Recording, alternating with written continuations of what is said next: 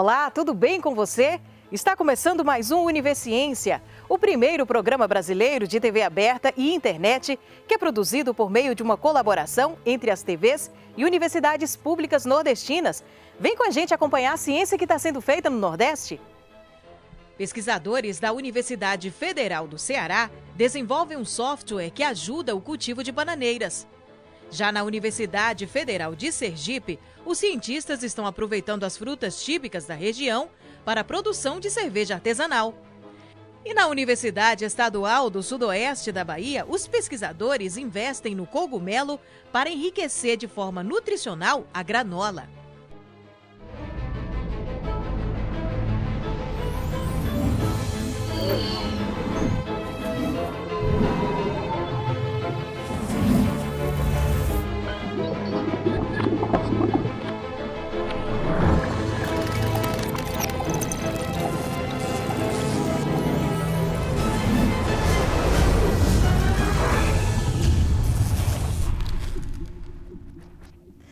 E que tal uma solução tecnológica para ajudar o pequeno produtor de banana?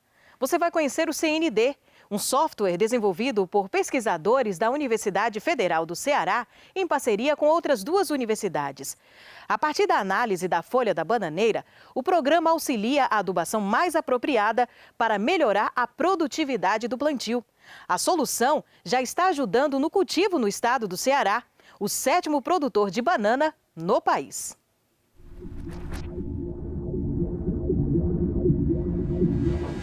Sim, nós temos banana, muita banana. Em todas as regiões do país, ela é cultivada e apreciada. É a segunda fruta mais consumida no Brasil. Fica atrás apenas da laranja. E o Nordeste tem um clima propício para o cultivo, o que ajuda para que o Ceará seja o 7º maior estado produtor. Aqui no estado, a maior parte da produção de banana vem de pequenos produtores que têm poucos recursos para investir em tecnologia e assistência técnica necessárias para melhorar a produtividade. Mas uma iniciativa da UFC tem oferecido uma grande ajuda às pequenas plantações. É um software desenvolvido em parceria com a Universidade Estadual Paulista e a Universidade de Laval, no Canadá. O software está disponível no site da Unesp. É uma ferramenta digital para auxiliar a adubação da terra com informações que são fornecidas a partir da análise da folha da bananeira. O pesquisador que participou da elaboração do sistema explica que a avaliação do estado nutricional da planta, baseado nos sinais que a folha dá, é uma técnica antiga, mas demanda assistência técnica adequada para a interpretação dos dados. E é exatamente isso o que o software faz. A partir do momento que ele tem o software, ele joga o valor da análise dele ali, e a partir daquilo ali, quando ele manda o software calcular, então o software ele já dá a indicação daquele nutriente que está em deficiência, ou seja, que está em falta, e aquele que está em excesso. E com base nisso aí, ele pode manejar sua adubação. A adubação correta resulta em um aumento na produtividade das bananeiras. O produtor assume apenas o custo baixo de mandar fazer a análise da folha no laboratório. O professor da UFC, que coordenou o desenvolvimento do sistema, assegura que o retorno desse investimento é garantido. Para cada real que você investe numa análise de folha, por exemplo, você recebe R$7 de volta. Ou seja, você não tem retorno econômico nenhum com muitas práticas agrícolas em que você investindo R$1, você recebe 7 de volta. Por quê? Porque sem o equilíbrio, sem o balanço nutricional, a planta acaba não produzindo bem, ou os frutos dela não têm qualidade. Então o retorno econômico é garantido, sem dúvida alguma. As pesquisas para o desenvolvimento do software começaram em 2016. Ao longo desse tempo, mais de 800 análises de folhas foram feitas em parceria com o Sítio Barreiras, importante produtor de banana no Ceará, Maranhão e Bahia. E com esse banco de dados, foram montados os parâmetros de preparo da terra mais propícios para uma boa produtividade. A empresa também financiou bolsas de pesquisa para ajudar no projeto. E hoje se beneficia da ferramenta que, segundo o diretor, tem permitido o uso de fertilizantes com muito mais eficiência. Reduzimos a quantidade de fertilizantes utilizados, mantendo ou até aumentando a produtividade no campo. Então, isso traz menos impacto ambiental, porque o adubo químico traz, de certa forma, algum impacto ambiental, menor custo e muito maior eficiência agronômica. Então, é de grande valia o uso dessa tecnologia desenvolvida por essa parceria. Qualquer produtor pode hoje acessar gratuitamente o software. Quem já utiliza a ferramenta garante que tem sido uma ajuda importante no campo. O software é muito simples, muito prático, direto, e proporciona resultados também de fácil interpretação. Então, de maneira prática, ele é bem completo.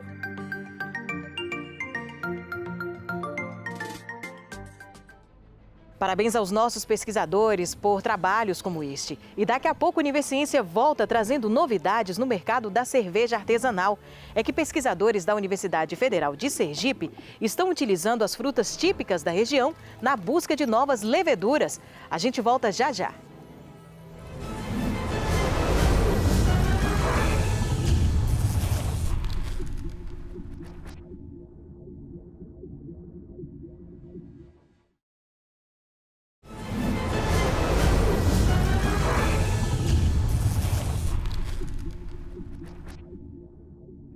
Agora, uma novidade no mercado da cerveja artesanal que vem crescendo nos últimos anos no Brasil. Pesquisadores da Universidade Federal de Sergipe, na busca por novas leveduras, têm utilizado os frutos típicos da região para inovar na cerveja artesanal.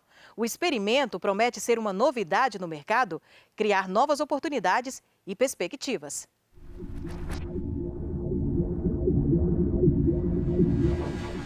A decisão de ter criado o laboratório de microbiologia com foco realmente na cerveja, na cerveja artesanal, veio em função do mercado.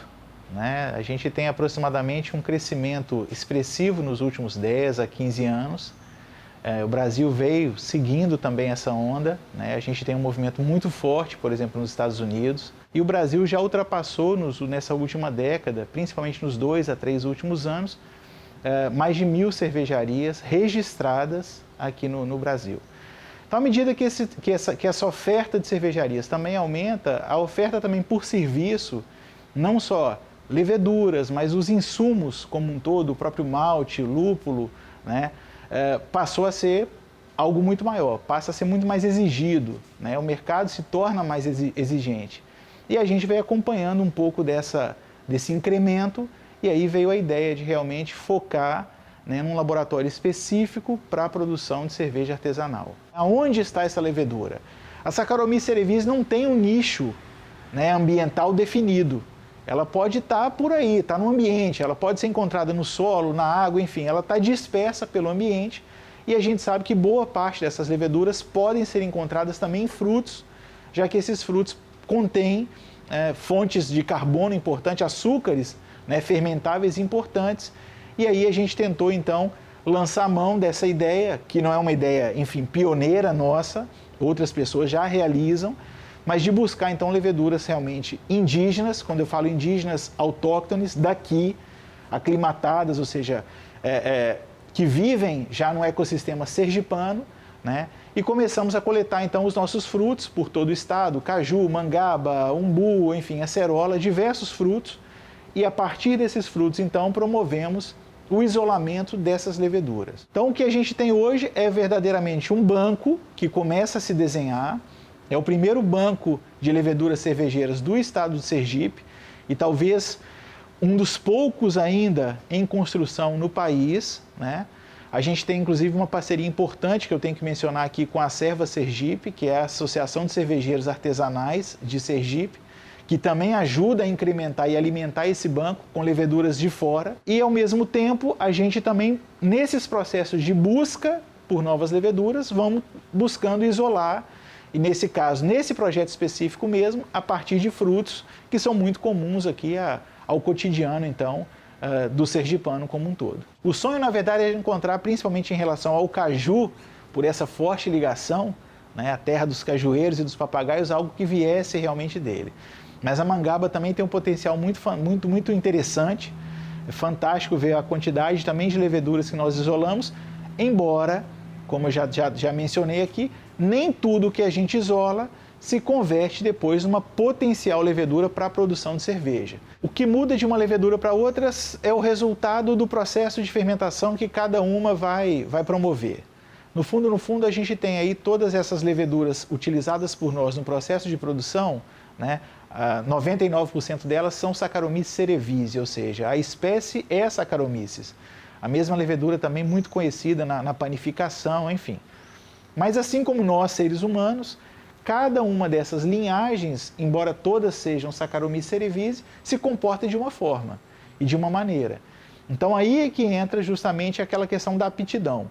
Tem uma que vai fermentar mais, outra vai fermentar menos, uma decanta mais, outra decanta menos, né? Uma pode conferir, por exemplo, determinados sabores e aromas de maneira diferente de que uma outra pode ser mais neutra, né? Conferindo pouco sabor e aroma, enfim. É uma área que eu sempre tive muito contato, que eu sempre tive muita curiosidade e gosto bastante, né? E é um mercado muito interessante do ponto de vista profissional, porque são boas carreiras, são em empresas grandes e consolidadas, além também da própria produção local, né? A possibilidade de empreender, de criar um rótulo ou vários rótulos locais mesmo daqui de Sergipe, que também é uma possibilidade, além de trabalhar em outras empresas. Mas assim, o mercado da cerveja abre muitas oportunidades e perspectivas para a questão profissional. O que falta hoje, no fundo, para que a gente consiga fechar o elo é justamente a proximidade, ou seja, levar isso agora para uma indústria,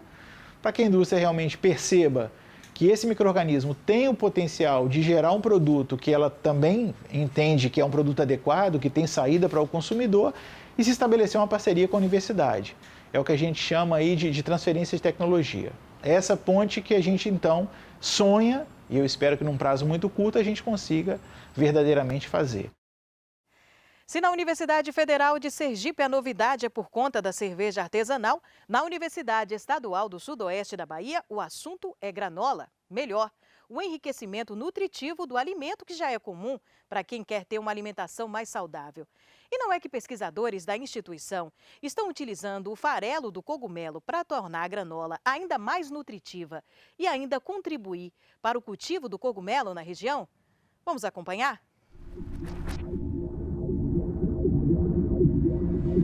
A gente começou a ter esse interesse pelo cogumelo por ser um alimento extremamente rico em proteínas, um alimento saudável, uma fonte de proteína que não é animal e que tem uma extrema qualidade.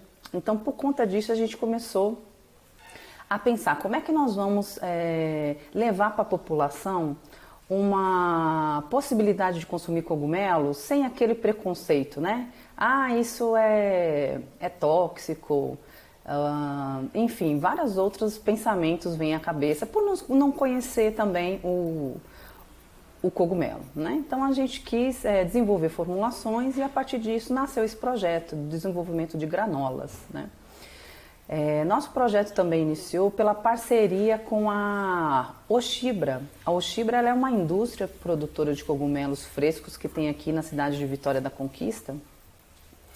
E eles são nossos grandes parceiros desde o início de tudo. A granola ela é uma formulação que tem a tendência de ser doce, né? Ela tem algumas castanhas, ela tem aveia como base e outros ingredientes, né?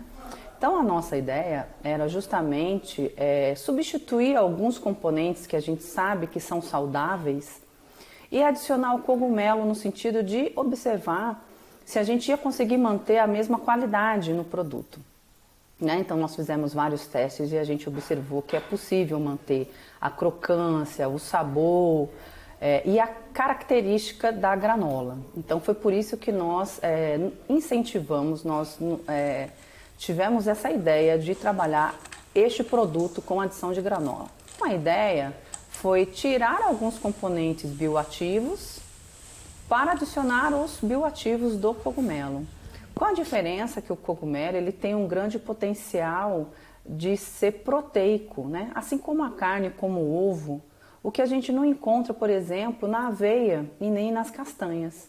Então, por isso, esse também foi o objetivo de substituir alguns ingredientes pelos cogumelos. No caso da gente, como a gente já tem o hábito de trabalhar com eringues, que são cogumelos que a gente já utiliza no nosso laboratório. Então, a gente optou, né, por estar utilizando cogumelos que já vêm sendo utilizados em outras pesquisas.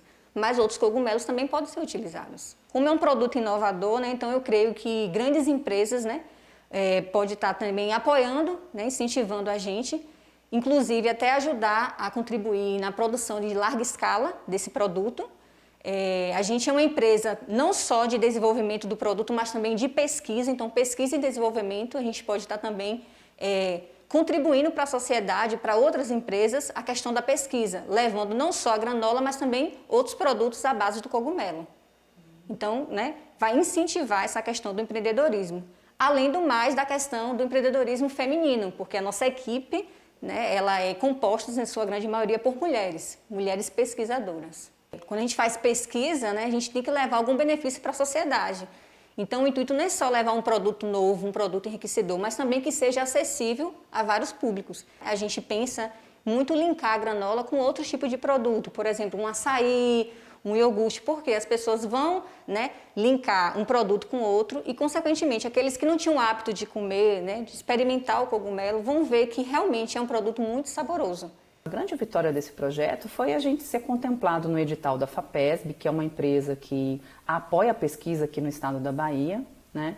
Foi um edital voltado especificamente para empreendedorismo, né? Para apoiar empresas que já trabalhavam com alguma ideia inovadora. E nós passamos por essa seleção, foi uma seleção dura. Ela iniciou com 920 ideias apresentadas por todo o estado da Bahia, né? Foram 3 fases de seleção e nós fomos contemplados, ficamos entre a 28ª ideia mais inovadora em desenvolvimento e tecnologia de formulação de alimentos. Então, isso nos deixou muito satisfeitos, né? Então, qual é a relação dessa pesquisa, por exemplo, com o empreendedorismo e com a academia? Com o empreendedorismo, nos mostrou que as ideias que temos dentro das universidades, né, das pesquisas que a gente desenvolve nas universidades, elas são completamente possíveis de serem aplicadas no dia a dia, né? Como uma pesquisa acadêmica que nasceu de ver a qualidade nutricional de uma granola com uma nova formulação, nos mostrou, nos levou ao caminho de poder produzi-la, né? Porque hoje a nossa empresa, ela tem o objetivo de colocar no mercado essa ideia inovadora. Esse edital especificamente, que nos contemplou com o auxílio financeiro, a gente vai poder aí trabalhar por 1 ano com esse auxílio, né? Em algumas etapas, e com todo o apoio da FAPESB, né? Da FAPESB, do FINEP e da Secretaria de Ciência e Tecnologia do Estado da Bahia, com cursos, com treinamento, né? Com aperfeiçoamento não só do nosso produto, mas da nossa empresa. E a gente espera que num tempo breve todos possam conhecer a granola com cogumelos desenvolvida na UESB. Eu acho que a gente também vai ser como se fosse um espelho, né, para os demais alunos, aqueles que participam principalmente de iniciação científica, que estão diariamente ali dentro do laboratório desenvolvendo pesquisas.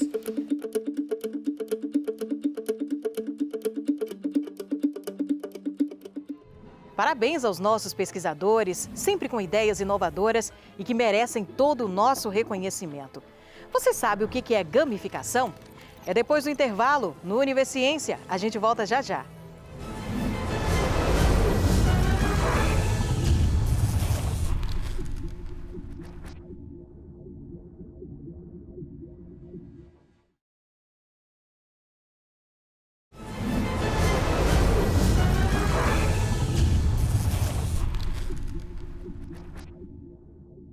O nome pode até soar estranho para a gente, mas a verdade é que a gamificação faz parte do nosso dia a dia. E você vai saber como a mecânica e a dinâmica encontradas na gamificação auxiliam áreas da saúde e de administração. Você vai conhecer agora 2 pesquisas realizadas pela Universidade Estadual do Piauí que confirmam os benefícios da gamificação para a área de fisioterapia e também nas ações motivacionais das empresas.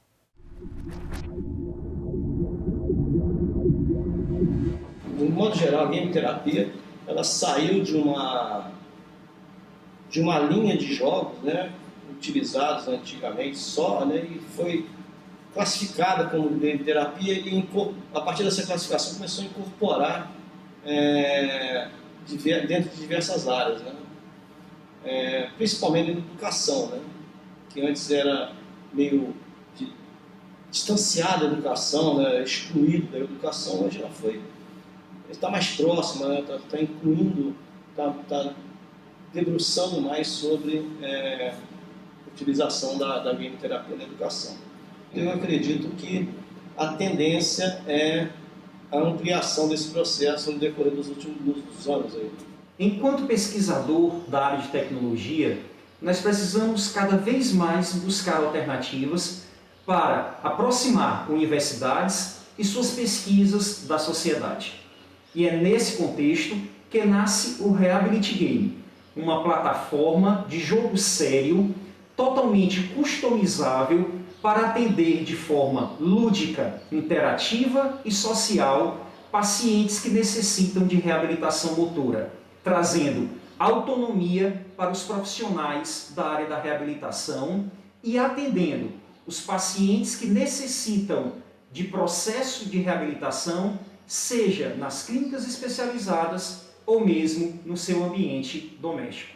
Neste site você vai ter algumas informações de laboratório, a equipe do projeto de desenvolvimento, assim como algumas publicações que esse projeto já alcançou. No menu superior direito, quem se cadastra são os profissionais da saúde, o médico ortopedista, um fisioterapeuta ou um terapeuta ocupacional. Uma vez criado seu e-mail e senha, você loga na plataforma e aí você vai entrar no sistema de gerenciamento do jogo sério.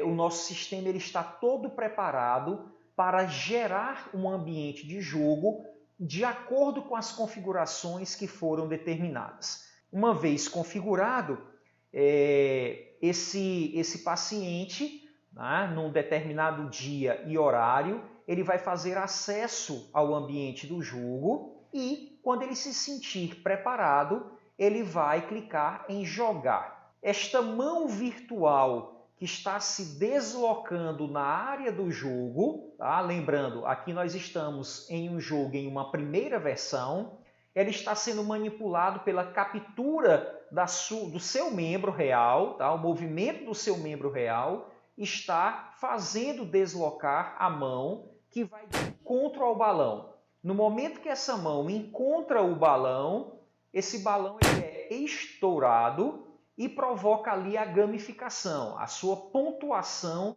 naquele tempo de sessão do jogo.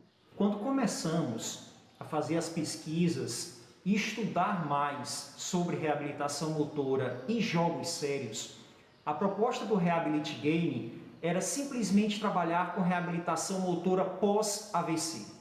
A partir do momento que nós validamos a nossa tecnologia, os nossos algoritmos de visão computacional aliados a aprendizado de máquina, nós passamos a observar que as possibilidades eram muito maiores do que apenas oferecer reabilitação pós-AVC. Então hoje, o Reability Game deixou de ser um único jogo sério e passa a ser uma plataforma que suporta diversas possibilidades de reabilitação a partir da nossa tecnologia. Nosso trabalho começou já no grupo de estudos sobre estratégia, complexidade e espiritualidade nas organizações. Nós começamos a fazer o casamento de como é que isso vai se dar, né? E descobrimos o lado lúdico da estratégia. Então, como é que a gente engaja isso? Primeiro é mostrar para os nossos alunos, né, e para os empresários de que é possível, sim, é possível tornar um ambiente organizacional mais leve, mais saudável, porém competitivo. Quando eu procuro extrair o melhor, para mim, como pessoa dentro da organização, os meus objetivos alinhados com os objetivos da empresa vai fazer por onde a empresa venha ter uma vantagem que as outras empresas não vão ter. Os processos gamificados são situações na vida real, na vida cotidiana, na qual a gente utiliza elementos, a gente se apropria do pensamento de um designer de jogos para solucionar algum problema ou deixar algo mais interativo e dinâmico. Por exemplo, aqui nós temos uma entrevista que eu participei. Aqui a gente tem a presença de avatares, um tabuleiro, dados, no qual cada uma dessas interrogações são perguntas, as estrelas são desafios e as bombinhas para a gente voltar a uma casa. Desta forma, a gente deixou a entrevista muito mais interativa, dinâmica e um detalhe, ela foi um sucesso neste canal do YouTube e é o vídeo mais visto até agora feito por este canal. São pesquisas como estas que você acabou de ver no programa de hoje que fazem a gente refletir a respeito da importância da ciência e o seu papel na nossa melhor qualidade de vida. E o trabalho do Univerciência é esse, levar até você o papel desenvolvido por esses pesquisadores que tanto contribuem para o nosso bem-estar social.